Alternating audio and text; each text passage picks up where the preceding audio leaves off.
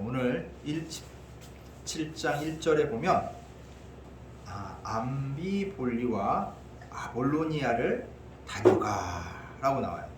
자, 이 바울 일행들이 이제 그 암비볼리하고 아볼로니아를 거쳐간 거예요. 그냥 이 빌립보에서 그 약 남서쪽으로 약 53km 떨어진 지점에 있는 도시가 바로 암비볼리. 그 암비볼리는 그냥 지나쳐갔어요. 근데 이 암비볼리가 작은 도시냐? 작은 도시는 아니에요. 왜냐면 북부 지방의 수도예요. 마게도냐 북부 지방의 수도인데, 근데 이거는 이제 그렇게 빌립보 못지않은 그런 큰 도시지만 바울 일행이 단지 그냥 지나가 버려요. 그리고 아볼로니아에 또 와서, 근데 아볼로니아는 또 암바볼리에서 또 약 43km 떨어진 지역이에요. 이 아래에 위치한 도시인데 역시 지나가요. 그리고 다시 남서쪽으로 약 64km 지점에 있는 그 데르마이크라는 만이 위치한 마게도냐의 수도 데살로니가에 도착을 하게 됩니다. 자, 첫 번째 가는 신도시는 뭐예요? 빌립보였죠. 근데 이 빌립보에서 약 160km 떨어진 이 곳이 바로 이 데살로니가인데, 이 데살로니가는 어떤 도시냐면 정치와 경제의 중심지에 그 정치와 경제의 중심지로서 예전부터 그 막강한 그 해양 세력하고 내륙 세력이 만나는, 그러니까 요지 중에 요지인 거예요. 근데 이 데살로니가는 옛날부터 있던 도시죠. 그러다 보니까 어디 있어요? 뭐가 있어요? 유대 공동체와 회당이 있는 거예요. 왜 암비볼리하고 그 다음에 아볼로니아를 지나쳐갔냐면 여기에는 아마도 회당이 없었던 거래요. 그 유대인 공동체가 아직 활성화되지 않은 지역이라서 여기는 그냥 지나쳐가고, 이 바울 일행들이 어디를 중심으로 선교를 한다고 그랬죠? 유대인 공동체와 회당 중심으로 선교를 한다고 그랬잖아요. 그래서 아마 전략적으로 이들은 암비볼리와 아볼로니아를 지나쳐서 데살로니카로 가서 거기서 선교를 했던 것 같습니다. 그래서 1절에 뭐냐면 데살로니가에 이르니 거기 유대인의 회당이 있는 곳으로 찾아간 거예요. 그래서 전략적으로 복음을 전하기 위해서 이 데살로니가로 갔는데, 여기서 약 3주 동안 이 안식일마다 성경에 대해서 강의를 하고 그거에 대해서 궁금해하는 사람들과 토론을 하게 됩니다. 그러다가 그 오래된 도시니까 유대인 공동체도 오래됐을 거고, 그 하나님 믿겠다고 유대교를 믿는 그리스인도 꽤나 숫자가 됐던 것 같아요. 이 그리스인들이 이 얘기를 딱 이 복음의 말씀을 전해 듣고 변화가 돼가지고 많은 그리스인들이 뭐가 돼요? 기독교를 믿기 시작하는 거야. 그리고 많은 유력한 그런 사회 유력자들의 아내들도, 그리스인 아내들도 뭐예요? 기독교를 믿기 시작하는 거예요. 그러니까 누가 불만에 차겠어? 기존에 있던 유대인들이 불만을 가질 수밖에 없는 거예요. 그래서 5절에 이렇게 납니다. 그러나 유대인들은 시기했다. 불만을 갖고 시기하는 거야. 야, 우리가 이렇게 오랫동안 진짜 힘들여서 전도해가지고 이렇게 다 갖춰놨는데 듣도 보도 못한 애들이 와가지고 잠깐 3주 동안 설교를 하더니 걔네들이 얘기하는 애들 다 믿네. 그 예수라는 작자를 다 믿어버리네. 야, 이거 이럴 수가 있는 거야? 뿔이 난 거야. 뿔이 나가지고 그들이 어떤 방법을 쓰냐면 5절에 이렇게 나옵니다. 저자의 어떤 불량한 사람을 내리고 때를 지어 성을 소동하게 하여 야손의 집에 침입하여 그들을 백성에게 끌어내려고 찾았으나. 이게 뭐예요? 그 많은 그리스인들이 기독교인들이 되니까 유대교를 믿고 있던 유대인들이 시기를 해가지고 그 시장에 있던 그 불량배들, 그 동네에서 그런 조폭 같은 애들을 그냥 불러들였던 것 같아요. 그래서 동원해가지고 소동을 일으킨 거예요. 나일부르스를 치고. 그래서 그 사람들을 이끌고 어디로 갔냐면 바울 일행이 머물고 있다는 야손의 집에 그냥 다짜고짜 쳐들어간 거예요. 쳐들어가가지고 야, 바울 어딨어? 디모데 어딨어? 신라 어딨어? 누가 어디 싸워서 막 찾았는데 집을 이자들이 주셨는데 있어요 없어요? 없어요 없어. 아, 왜냐하면 불량배들이 소동을 일으켰다는 소식을 딱 듣자마자 야손이 어떻게 해요? 바울 일행을 미리 다 피신을 시켜버린 거예요. 그래서 비밀 장소에 다 숨겨놨으니까 얘네가 아무리 찾아도 찾을래야 찾을 수가 없는 거예요. 근데 못 찾았으면 그냥 가야 되잖아. 근데 뿔따구로 났잖아. 그럼 어떻게? 바울 일행을 못 찾아서 뿔따구로 났으니까 집에 있던 야손과 성도 몇 명을 그냥 딱 잡아다가 끌고 가요. 도시 관원들한테 가서 끌고 가는 거야. 그러고서 뭐라고 그러냐면 가당치도 않은 누명을 씌워 고발합니다. 그래서 6절에 이렇게 나옵니다. 읍장 앞으로 가서 소리질러 이르되 천하를 어지럽게 하던 이 사람들이 여기도 있음에. 그 뭐예요? 지난번에 얘기했죠. 황제가 기독교인 유대인들하고 유대인들하고 서로 싸우니까 둘 다 쫓아내버렸죠. 근데 지금 유대교 유대인들이 이제 그 소동의 원인을 다 누구한테 뒤집어 씌워? 기독교인들한테 다 뒤집어 씌우는 거야. 그래가지고 야, 그때 그 소동을 일으키고 이 제국을 시끄럽게 했던 이 잔당들이 여기 있어. 그 잔당 중에 한 명이 이 야손하고 얘네들이야. 우리가 잡아왔어. 그래요. 그러면서 뭐라고 하냐면 여기다 더 큰 누명을 어떻게 씌우냐면 로마 제국의 질서를 어지럽히는 반란을 도모했다고 신고를 하게 됩니다. 반란을 도모했대. 야, 이게 어떻게 된 거야? 자, 그리스도교를 전파할 때 뭐예요? 예수 그리스도를 우리의 왕이라고 하고 하나님 나라가 이 땅에 올 거라고 얘기하잖아요. 그럼 뭐 이게 바꿔 말하자면 뭐야? 일반 사람들이 이렇게 야, 예수 그리스도를 왕으로 삼고 이 하나님 나라를 만들 이 제국에 대항해서 로마 제국에 대항해서 얘네가 반란을 도모했다고 얼토당토하는 누명을 씌우는 거예요. 자, 사람들이 그냥 듣기에는 어때? 이 기독교를 모르는 사람들, 유대교를 모르는 사람들, 일반 대중들이 듣기에는 지금 반란을 모의한 세력들이 진짜 있는 거잖아요. 실체가. 이게 말장난을 얼마나 교묘하게 했는지 이 신앙적인 거를 실제적으로 반란 일으킨 걸로 딱 얘기하니까 사람들이 거기에 홀라당 넘어간 거예요. 홀라당 넘어가서 어떻게 해요? 자, 사람들이 막 흥분하고 난리가 난 거예요. 그래서 이 소란이 어떻게 돼요? 걷잡을 수가 없게 되는 거예요. 자, 걷잡을 수가 없게 되니까 이거 어떻게 해? 정말 이 관원들한테도 곤란한 상황이죠. 근데 이 야손들은 누구예요? 그리스인이에요. 그리스인. 그래서 함부로 처벌할 수가 없단 말이에요. 그래서 탁 하고 있는데, 자, 비록 이게 억울한 누명이잖아요. 억울한 누명이지만 이 반란을 공모한 죄는 큰 죄잖아요. 나라를 뒤엎겠다고 그랬으니까 황제한테는 잘못 이걸 처리했다가 아니 반란죄들 잘못 처리했다가 이 관원들도 처벌받을 수 있기 때문에 그냥 근거가 부족해도 그냥은 놔줄 수가 없어. 그냥은 놔줄 수가 없는 상황이기 때문에 이 고발 증거가 빈약하고 이 증거들이 빈약해도 사람들이 다 선동돼가지고 난리가 난 상태라서 어떻게 하냐면 자, 관원들은 보석금을 받고 풀어주는 거야. 이 사람들 죄가 없는 게 아니라 야, 대신 보석금 내고 풀어주는 거다. 우리가 조사 중이다. 이렇게 해서 풀려나게 됩니다.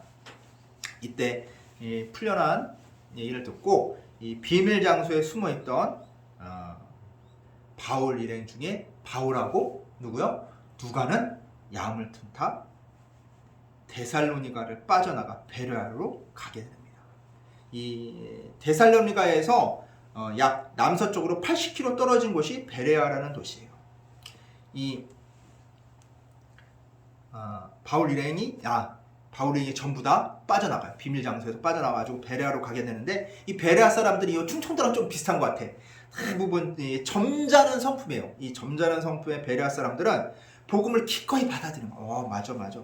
그래. 그리고 이 복음의 말씀이 사실인지 알아보려고 날마다 성경을 어떻게 해요?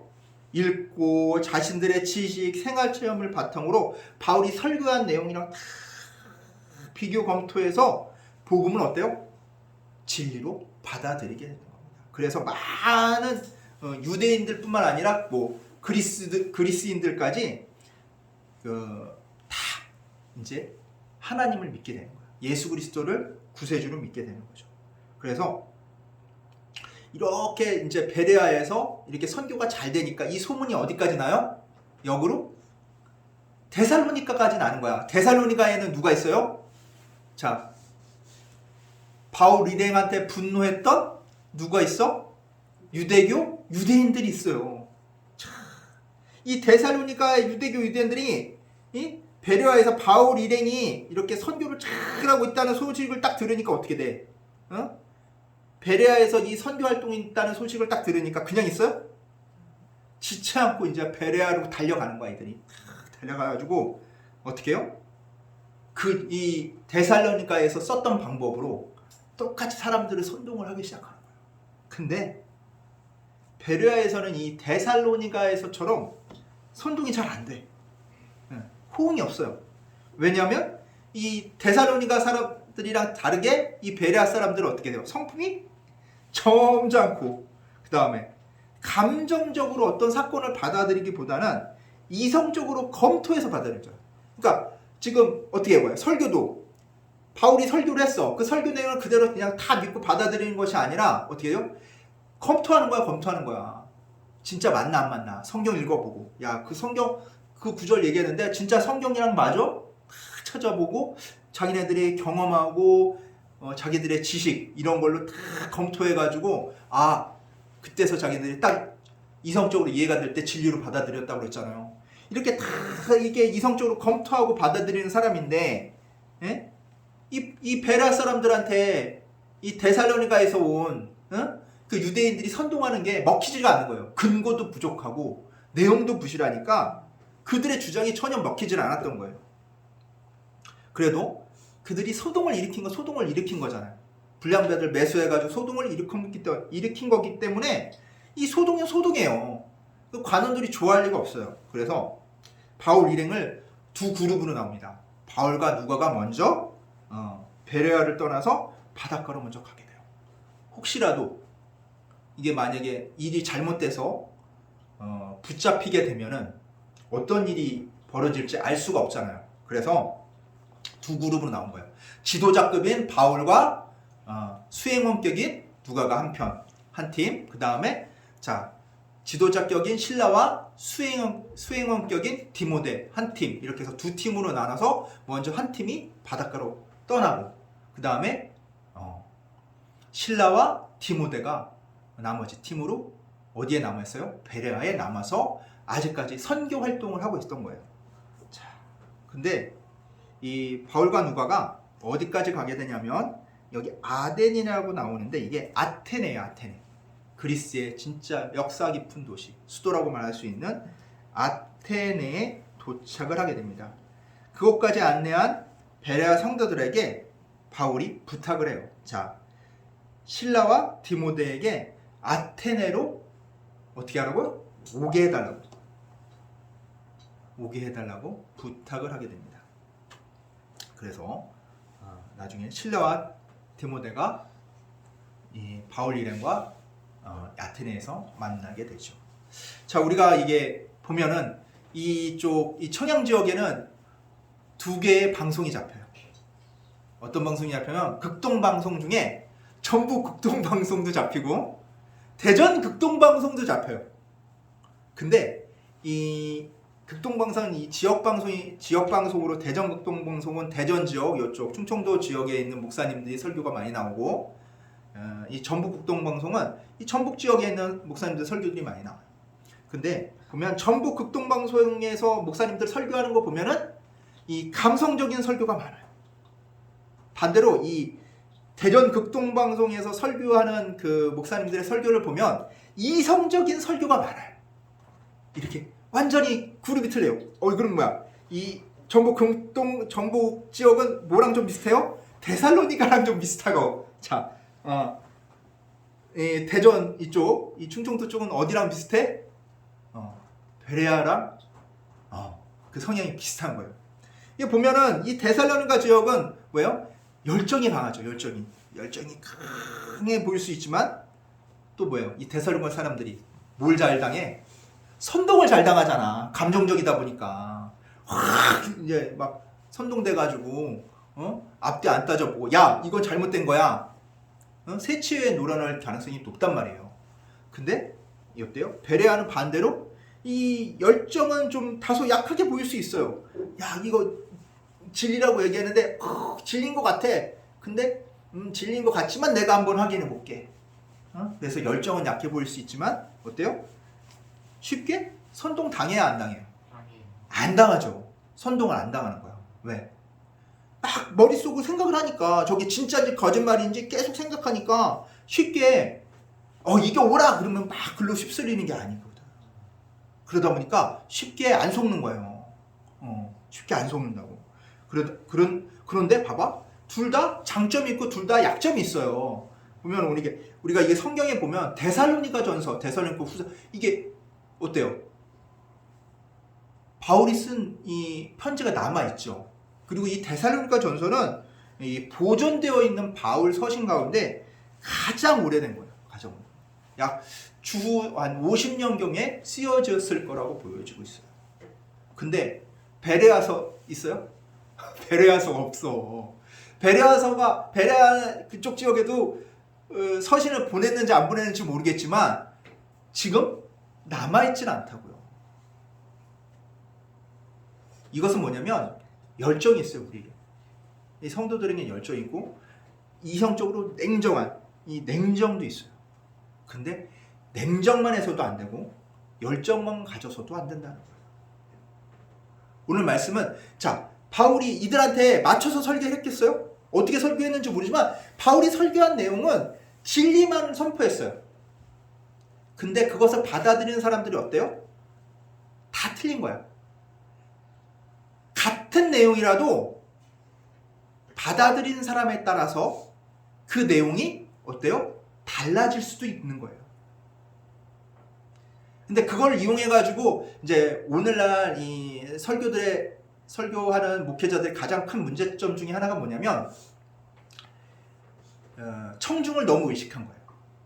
청중을 너무 의식해서 이 청중들의 마음을 움직일 수 있는 설교를 하려고 너무 애를 쓴다는 거예요. 그러다 보니까 한쪽으로 치우치는 경향이 많아. 그러니까 이 전북 지역은 사람들이 열정적이고 감정적이니까 어때요? 감정적인 설교로 이 사람들에게 확 올려 들어가지고 소위 말해서 양적 부흥을 시킨단 말이에요. 양적 부흥은 됐어. 하지만 뭐예요? 영적 부흥도 같이 가지고 가야 된다는 거예요. 그러려면 설교도 냉철한 설교가 있어야 된다는 거예요. 감정적으로는 마음에 안 들지만 냉정하게 바라볼 수 있는, 현실을 분석할 수 있는, 생각할 수 있는 그런 설교도 필요하다는 거예요. 반대로 말하자면 그렇게 분석하는 설교만 한다면 학문적으로 흘릴 수 있다는 거예요. 그러다 보면 교회는 어때요? 식어지는 거예요. 뜨뜻미지근 반응이 없는. 응? 지금 행동을 해야 되는데 주저하는 그런 교회가 된다는 거예요.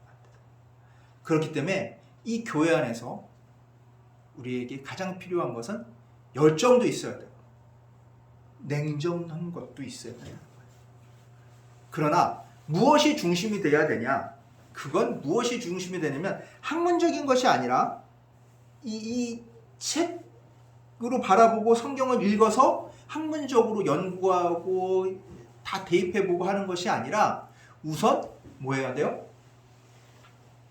성경 말씀을 진리라고 믿는 열정이라는 바탕 위에 그다음에 냉정적으로 어떻게 돼요? 학문이 들어가야 돼요. 어떻게 돼? 다른 사람들을 설득할 수 있는 진리 가운데로 인도할 수 있는 그런 지식적 바탕도 우리가 갖춰야 된다는 거예요. 야, 성경에 나와 있으니까 끝이야. 그게 아니라 성경에 나와 있는 내용이 왜 나왔는지, 왜 하나님께서 그런 말씀을 하셨는지, 왜 예수님께서 이런 말씀을 하셨는지, 왜 그런 상황에 처했는지를 분석할 줄 알아야 된다. 단지 믿음만 가지고 그냥 다 믿으니까 그 문장 그대로 해석하고 그 문장 그대로 믿는 것이 아니라 그 말씀을 왜 하셨는지 우리가 성령의 도움을 받아 이해하고 그 바탕 위에 내 신앙을 키워나가야 됩니다. 그러면 열정도 있어야 되고 냉정도 있어야 됩니다. 열정과 냉정을 가지고 온전히 주님의 말씀을 제대로 바라봐서 주님께서 진정 원하시는 그런 성도님들 되시기를 간절히 축원합니다. 기도하겠습니다. 하나님 아버지 감사합니다. 오늘 말씀을 통해 우리가 어떻게 나아가야 하는 건지, 말씀을 듣고 우리가 어떻게 변화되어야 되는지, 한쪽으로 치우쳐 가는 것이 아니라 한쪽으로 기울어져 가는 것이 아니라 그 중심을 찾고 그 주님을 믿는 그 열정을 바탕으로 냉정하게 왜 그 말씀을 하셨는지, 왜 그 이야기가 이곳에 나왔는지 냉철하게 바라볼 수 있고 그것을 분석할 수 있고 그것을 실천할 수 있는 저희들 되게 하여 주시옵소서. 주님의 성령만이 오직 그 능력을 발휘하게 할 수 있사오니 주님, 저희들을 주님께 맡기오니 주님 성령 임재하셔서 이 모든 일들이 주님의 뜻 안에서 이루어질 수 있도록 이끌어 주시옵소서. 오늘 거룩한 맥주 감사절입니다. 이 맥주 감사절을 맞이하여 우리 자신들을 주님께 드리는 첫 열매가 될 수 있도록 주여 이끌어 주시옵소서. 감사드리며 우리 주 예수 그리스도의 이름으로 기도드리옵나이다. 아멘.